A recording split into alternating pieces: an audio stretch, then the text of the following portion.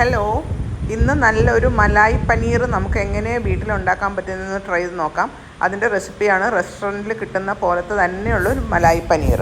അപ്പോൾ അതിനാവശ്യമുള്ള ഇൻഗ്രീഡിയൻസ് ഞാൻ പനീർ കുറച്ച് വീതിയിൽ കട്ട് ചെയ്ത് എടുത്തിട്ടുണ്ട്. ഒരു 400 ഗ്രാംസ് പനീർ, പിന്നെ 2 സവോള, ഒരു ചുമന്ന ക്യാപ്സിക്കം, പിന്നെ അരയ്ക്കാനായിട്ട് ഒരു 5-6 അണ്ടിപ്പരിപ്പ് കുതിർത്ത് വെച്ചിട്ടുണ്ട്. അതിൻ്റെ കൂടെ തന്നെ വെളുത്തുള്ളി ഒരു 10 അല്ലി, ഇഞ്ചി, പച്ചമുളക്, ഇതെല്ലാം കൂടെ നമുക്ക് അരച്ചൊരു പേസ്റ്റ് ആക്കണം. പിന്നെ നമുക്ക് 2 ടേബിൾ സ്പൂൺ ക്രീം വേണം, 2 ടേബിൾ സ്പൂൺ നല്ല കട്ട തൈര് വേണം. പിന്നെ ഇതിനകത്ത് കുറച്ച് സ്പൈസസ് ഒക്കെ ആഡ് ചെയ്യാനുണ്ട്. Red chilli flakes, oregano, garam masala, kasuri methi, അതെല്ലാം. അപ്പോൾ ആദ്യം തന്നെ നമുക്ക് ആ അണ്ടിപ്പരിപ്പും വെളുത്തുള്ളിയും ഇഞ്ചിയും പച്ചമുളകും കൂടെ അരച്ചതിനകത്തോട്ട് ആ ക്രീമും തൈരും ആഡ് ചെയ്യാം.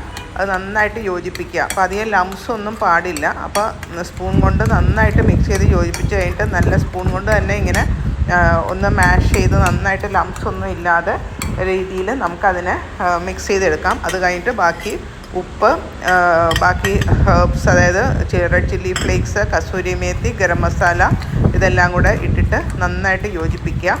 നന്നായിട്ട് യോജിപ്പിച്ച് കഴിഞ്ഞിട്ട് നമുക്ക് അത് റെസ്റ്റ് ചെയ്യാൻ ഒന്ന് അനുവദിക്കുക. അതിനകത്തോട്ട് നമുക്ക് ഓരോ കഷ്ണം പനീർ ഇട്ടിട്ട് നന്നായിട്ട് മാരിനേറ്റ് ചെയ്യണം. എന്നിട്ട് വേണം ബാക്കി ഞാനിപ്പം ഒരു 10 പീസ് ഇട്ടിട്ടുള്ളൂ. അതിനെ ആദ്യം മാരിനേറ്റ് ചെയ്ത് ഇങ്ങനെ സൈഡിൽ വെച്ച് കഴിഞ്ഞിട്ട് ബാക്കി പീസസും കൂടെ ഇട്ടിട്ട് എല്ലാം കൂടെ നന്നായിട്ട് നമുക്ക് മാരിനേറ്റ് ചെയ്തിട്ട് വേറൊരു ബൗളിലോട്ട് മാറ്റി വെക്കണം. ഈ പനീറെല്ലാം മാരിനേറ്റ് ചെയ്ത് വേറൊരു ബൗളിൽ മാറ്റി വെച്ച് കഴിഞ്ഞാൽ ആ പനീർ ഇതെല്ലാം പിടിച്ച് കവർ ചെയ്ത് നല്ല കോട്ടഡ് ആയിട്ട് ഇരിക്കണം മസാല. അങ്ങനെ വേണം ഇരിക്കാനായിട്ട്. അങ്ങനെ ഇപ്പോൾ പനീറിൻ്റെ മാരിനേഷൻ എല്ലാം കഴിഞ്ഞു. എന്നിട്ട് ഞാൻ അതിനെ ഒരു പാത്രത്തിലോട്ട് മാറ്റി വെച്ചു. അതിന് ശേഷം നമുക്ക് അതിനകത്തോട്ട് നമ്മൾ അരിഞ്ഞു വെച്ചിരിക്കുന്ന ബാക്കി മാരിനേഷനിലോട്ട് നമുക്ക് ഉള്ളി, ക്യാപ്സിക്കം കൂടെ അതും ഒന്ന് മാരിനേറ്റ് ചെയ്യണം. അതും കൂടെ മാരിനേറ്റ് ചെയ്ത് ഇത് 2 മാരിനേഷന് നമുക്ക് ഒരു 10 തൊട്ട് 15 മിനിറ്റ് വരെ റെഡിയാക്കി കുറച്ച് നേരം ഒന്ന് മാരിനേറ്റ് ചെയ്ത് അതിനകത്തെല്ലാം പിടിക്കാൻ വേണ്ടിയിട്ട് നമുക്ക് റെഡിയായിട്ട് വെക്കാം. എന്നാലേ അത് ഫ്രൈ ചെയ്ത് വരുമ്പോൾ അതിനകത്തെല്ലാം പിടിക്കുകയുള്ളൂ. എന്നിട്ട് നമുക്കൊരു പാൻ ചൂടാക്കി അതിനകത്തോട്ട് കുറച്ച് ഓയിൽ ഒഴിച്ചു കൊടുക്കാം.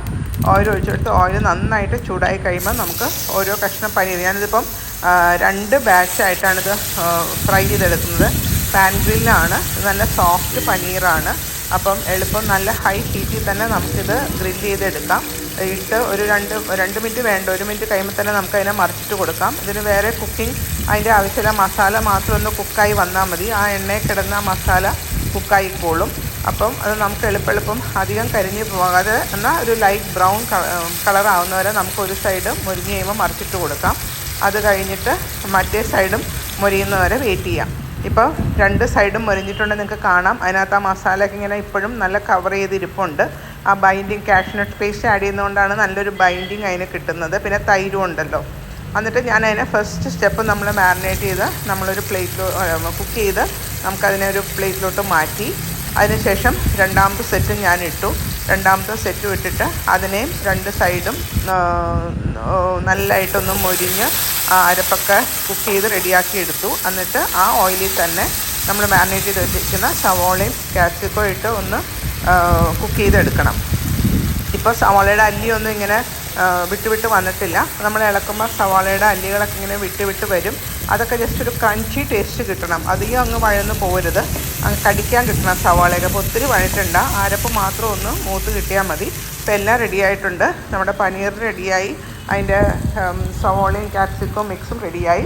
ഞാനതൊരു പ്ലേറ്റിൽ പ്രസൻറ്റ് ചെയ്യുകയാണ്. ഒരു ബെഡ് ഓഫ് ആ ഒണിയൻ്റെ മുകളിൽ വേണം ഈ പനീർ വെച്ചിട്ട് നമുക്ക് കൊടുക്കാനായിട്ട്. ഈ ഡിഷ് ദാളിൻ്റെ കൂടെ നല്ലതാണ്. ചപ്പാത്തിയും ദാളും ഈ പനീറും കൂടെ ഉണ്ടെങ്കിൽ നല്ല ടേസ്റ്റാണ്. അല്ലെങ്കിൽ ഒരു സ്റ്റാർട്ടറായിട്ടും നമുക്ക് ഉപയോഗിക്കാം.